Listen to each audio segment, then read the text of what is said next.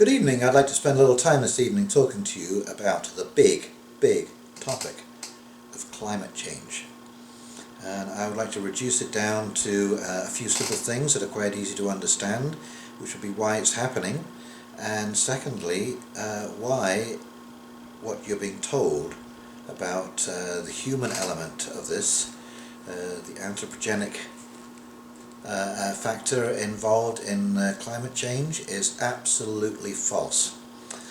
Firstly, now I'll leave the links down below, but around about 2005 I noticed a study on the Gulf Stream on the speed of the current, and that current had slowed to 50% of its former speed from 1995 to 2005, which is that's a pretty quick drop.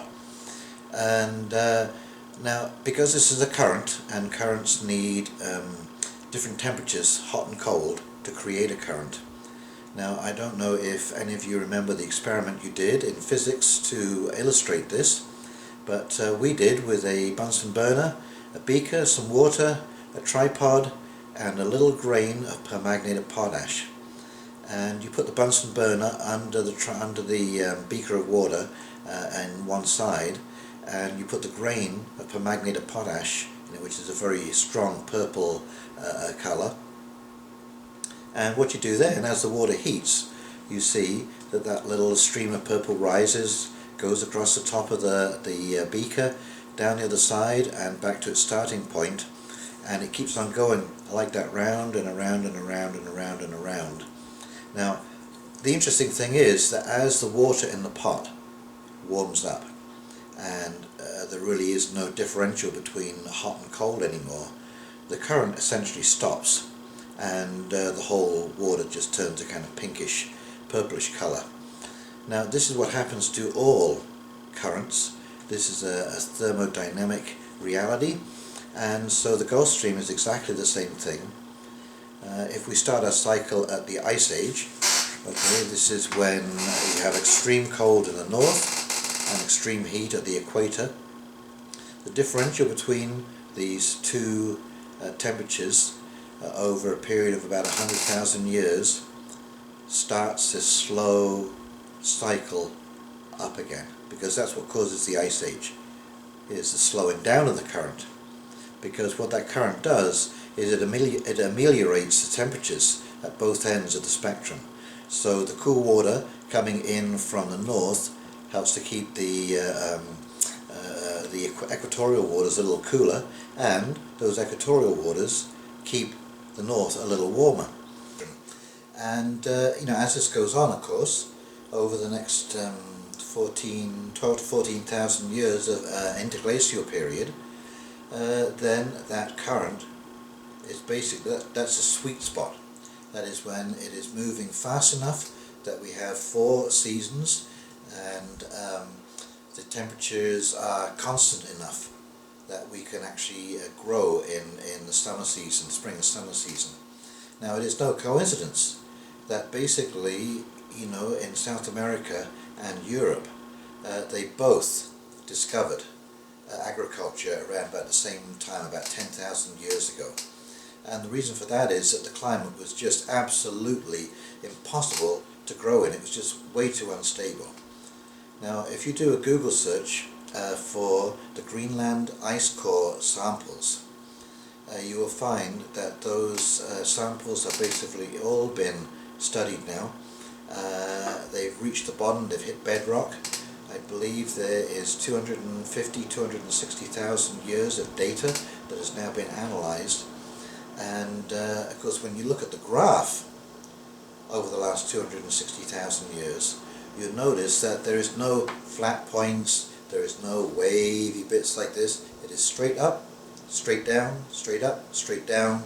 Now, there's little peaks, and there's big peaks, and there's little peaks on the sides of the big peaks, but there, at no point in the history of this planet has the temperature not been either going up towards a high or going down towards a low. And so I think that tells its own story. And actually, if you follow the curve of that entire graph, we are actually in general cooling. We're heading towards a dramatic cooling period. And so there's that to look out for. Now you might say, well, what about all those studies that the government has done and all of this kind of stuff? Well, I can assure you, let me just get into a little bit of this, because you have to work this backwards. Okay, in the Second World War, there was a crisis. It was an accepted crisis. The whole world, basically, was at war. And so, you know, the government went to all of these industries, these corporations, these manufacturers, and told them, point blank, you're making tanks, you're making planes, you're making machine guns, you're making ammunition, whatever it was to support the war effort. And these corporations had no choice. They were ordered by the government to do that. Well, if this was a crisis, I can assure you the next production model of GM's line would not be an 8-cylinder Camaro. They would have told these companies point blank, you are going to make a 3-cylinder diesel, it's going to run on hemp oil, and you're going to put it on a stainless steel chassis. And whatever plastic body you want to put on that, that is your choice. One thing they would not be allowing you to do is allowing India, for example, to exchange its carbon tax credits with polluting industries in, say, China and in North America, to allow the companies in North America to continue what they're doing. This just doesn't make any sense.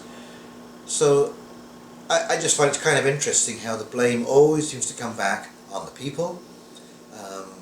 Over the years, over the long history that I've seen of industrialization, we really haven't had a lot of choice in non-polluting vehicles.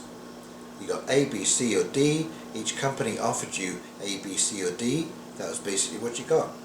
And the cars were polluters, the trains were polluters, the equipment, the heavy equipment were polluters, the industry were polluters, the ships were polluters. We were given no choice in any of this, so I don't really see how it's all our fault in the first place. And of course, you know, we could tell by reverse engineering the situation. If this was a crisis, if this was a real crisis, I mean like a real crisis, we would not be pussyfooting around like this. There wouldn't be endless arguments at these climate summits and nebulous agreements made at some point in the future, way down the road. No. They would have put their foot down and they would have literally held a gun to the head of industry. You know it, I know it, we all know it. So as far as I'm concerned, this is a total and utter hoax. Now the disappointing thing about this is that, as I said, climate change is real. The Gulf Stream is slowing, and that is going to affect the way our weather is ordered around the world. And of course, as you see systems collapse, which is what I think we're going into, is there's a collapsing weather system, the weather becomes more and more polarized. And of course this is what happens at some point, nobody really knows when, but at some point between slowing to 50% and going from 50% to 0%, somewhere in there, that Gulf Stream, that current will stall. And when the current stalls, the equator gets very, very hot very quickly, and the north gets very cold very, very quickly. And we slip into an ice age. And all the cloud cover, all the precipitation that we see comes down as snow, and then we have to go through that anywhere from 100 to 125,000 year wait, or maybe not, because every ice age that happens, of course, is completely different from the previous one. We have no idea. Is this going to be a little ice age? Is this going to be a hiccup? Is this going to be a full-blown ice age? But so we do know the Gulf Stream is slowing.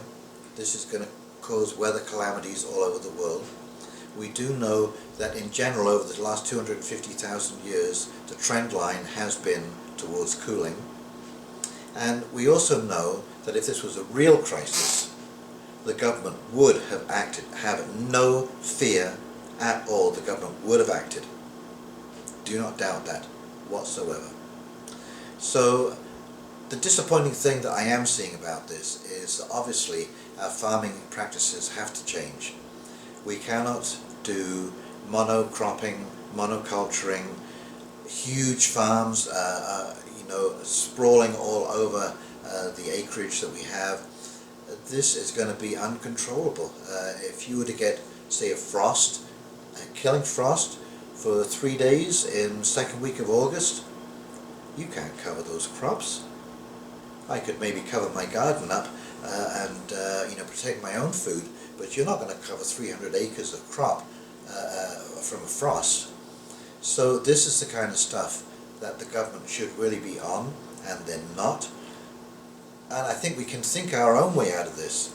But I mean, really what I find is happening is that not only is the government not putting out the real information as to what's going on here, they're actually hindering by misleading people about what is actually happening here.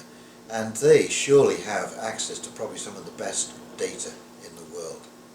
So that is my take on climate change. It is happening. It is not man-made. And we better be prepared for some weather extremes. Anyway, thank you very much. I hope you enjoyed that, and we'll talk to you later.